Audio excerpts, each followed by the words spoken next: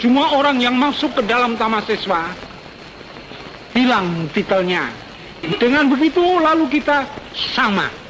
Di dalam taman siswa tidak ada perbedaan.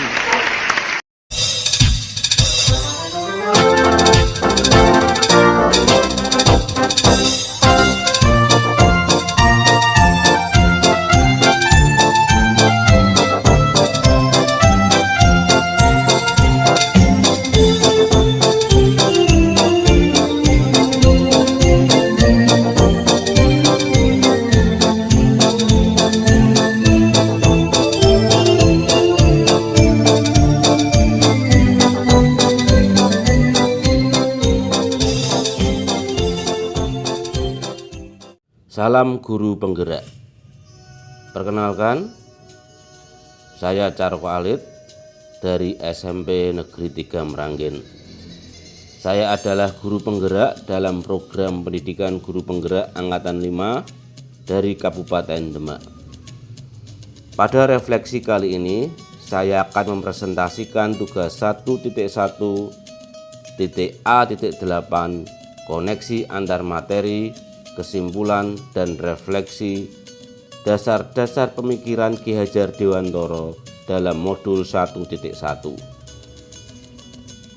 Sebelum mempelajari modul 1.1 tentang dasar-dasar pemikiran Ki Hajar Dewantara, saya mempunyai asumsi tentang murid dan pembelajaran yang saya lakukan selama ini. Tentang murid, saya beranggapan bahwa pada dasarnya ada dua jenis murid, yaitu murid yang pandai dan murid yang bodoh.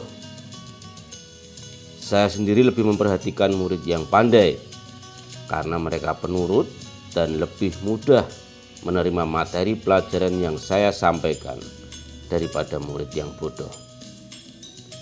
Saya beranggapan bahwa murid yang pandai haruslah mereka yang menguasai semua mata pelajaran dengan nilai yang baik, jauh di atas KKM.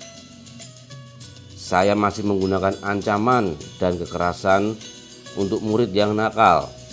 Saya memperlakukan mereka seperti itu dengan harapan mereka jera dan takut untuk mengulangi kesalahan atau kenakalan yang mereka lakukan. Seperti contoh, ketika ada murid yang malas mengerjakan tugas-tugas sekolah, saya memberi ancaman bahwa mereka tidak akan naik kelas. Saya juga masih menggunakan kata-kata kasar untuk mengancam mereka. Dan tentang pembelajaran, ketika saya kurang persiapan dalam melakukan pembelajaran di kelas, maka kelas menjadi pasif dan monoton. Saya sendiri sebagai guru merasakan pembelajaran di kelas terasa kurang menarik dan tidak hidup, apalagi yang mereka rasakan. Kurangnya persiapan dalam mengajar mengakibatkan saya hanya terpatok pada buku paket dan menjelaskan dengan metode ceramah. Dominasi guru dengan metode ceramah dalam pembelajaran membuat murid sering bosan dan mengantuk saat proses belajar mengajar di kelas.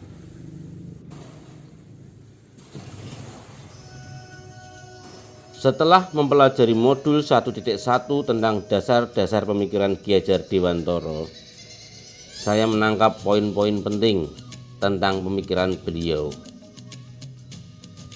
yaitu 1.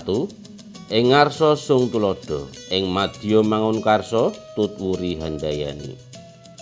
Seorang guru harus mampu menjadi teladan dan selalu memberi dorongan serta motivasi kepada muridnya. Segala pikiran, perilaku, dan tindakan seorang guru harus benar-benar membawa pengaruh positif bagi kehidupan muridnya.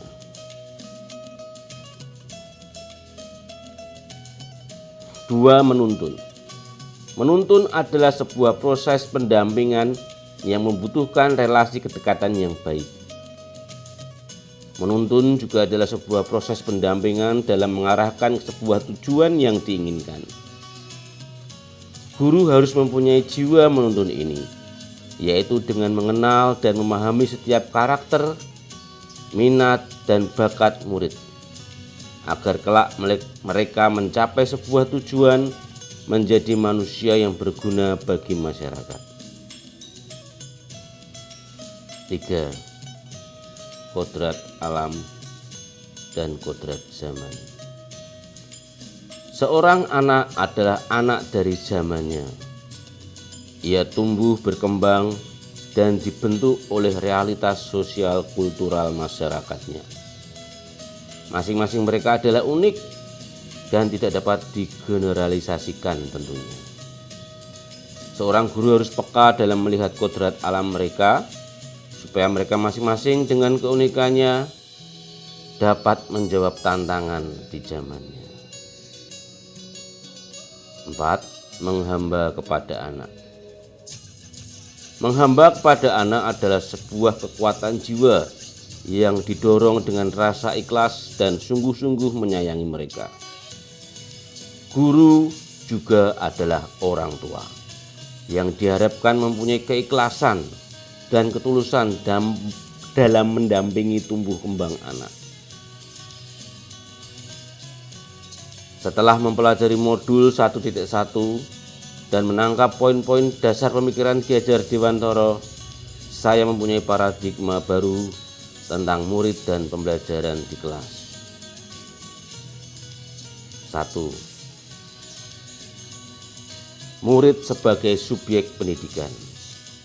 Subjek pendidikan adalah murid sendiri yang berperan aktif dalam proses pembelajaran untuk mencapai tujuan hidup sesuai kemampuan, bakat, dan minatnya. Tugas dan tanggung jawab guru sebatas mendampingi, mengarahkan, dan memfasilitasi segala kebutuhan muridnya. Jadi dalam konteks pembelajaran ini, saya sebagai seorang guru harus benar-benar mempersiapkan diri dalam memberikan fasilitas yang terbaik dalam proses pembelajaran di kelas, dan tidak lagi tanpa persiapan ketika memasuki ruang kelas. 2. Kodrat alam membentuk murid menjadi seorang pribadi yang mempunyai karakter, minat, dan bakat yang berbeda-beda. Jadi sebenarnya tidak ada murid yang bodoh, yang ada hanyalah guru yang belum memahami apa yang menjadi bakat dan minat mereka. Dari sini saya belajar untuk lebih memperhatikan mereka, memberi perhatian yang sama kepada mereka semua. 3. Relasi antara guru dan murid adalah sebuah keniscayaan. Relasi kedekatan ini dapat membangun rasa kepercayaan dalam memberikan tuntunan dan arahan kepada mereka. Berdasarkan hal ini, saya juga merasa perlu untuk melihat dan memahami murid sesuai dengan perkembangan psikologis anak seusia mereka. 4. Sekolah adalah taman. Sekolah adalah tempat belajar yang mengasihkan bagi murid. Di sini saya sebagai guru akan lebih lagi belajar, berkreasi, dan berinovasi dalam merencanakan pembelajaran yang menyenangkan bagi mereka. Suasana kelas yang hidup dan penuh interaksi akan membuat mereka merasa nyaman dan lebih mudah memahami materi dalam belajar. Penerapan praktek baik yang selama ini saya lakukan dan perlu secara berkelanjutan saya tingkatkan sesuai dengan dasar-dasar pemikiran Ki Hajar Dewantara dalam mewujudkan merdeka belajar bagi murid. Antara lain, penanaman nilai-nilai karakter dan budi pekerti sesuai profil pelajar Pancasila, nasionalisme kebangsaan, kerjasama dan gotong royong, teladan dalam memelihara lingkungan.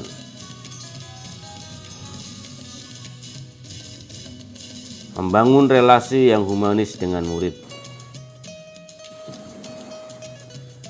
Menjadi guru yang ramah, bukan marah. mendesain pembelajaran yang menyenangkan. Belajar dengan metode permainan kuartet barcode.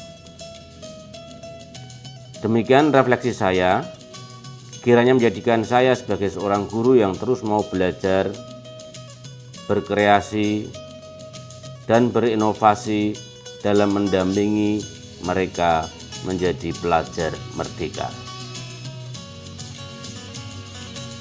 Izinkan saya membacakan sebuah pantun atas refleksi saya pada tugas kali ini. Angin laut membawa layar, bergulung-gulung ombak menerpa. Murid merdeka, murid belajar, generasi emas Indonesia Jaya. Terima kasih. Salam guru penggerak. Tetap semangat.